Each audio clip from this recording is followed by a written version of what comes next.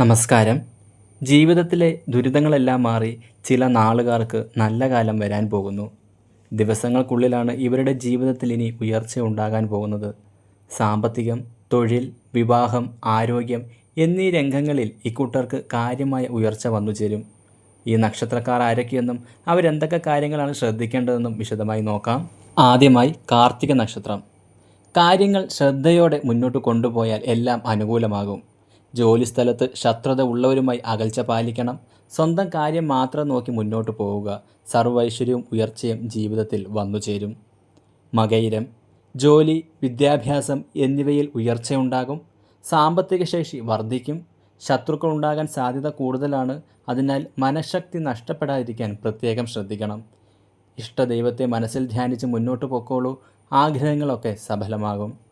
പുണർദം. വിവാഹം, കർമ്മമേഖല എന്നിവയിൽ സർവൈശ്വര്യവും ഭാഗ്യവും ഉണ്ടാകും.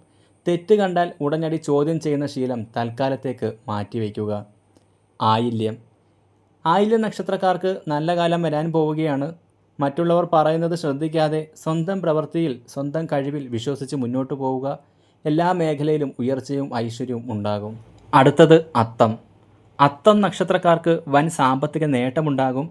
എങ്കിലും ചൊവ്വയുടെ ദൃഷ്ടിയുള്ളതിനാൽ ദോഷഫലങ്ങൾ ചെറുതായി കാണുന്നുണ്ട്. അതുകൊണ്ട് അപരിചിതരുമായി കൊടുക്കൽ വാങ്ങൽ നടത്തുമ്പോൾ ശ്രദ്ധിക്കണം.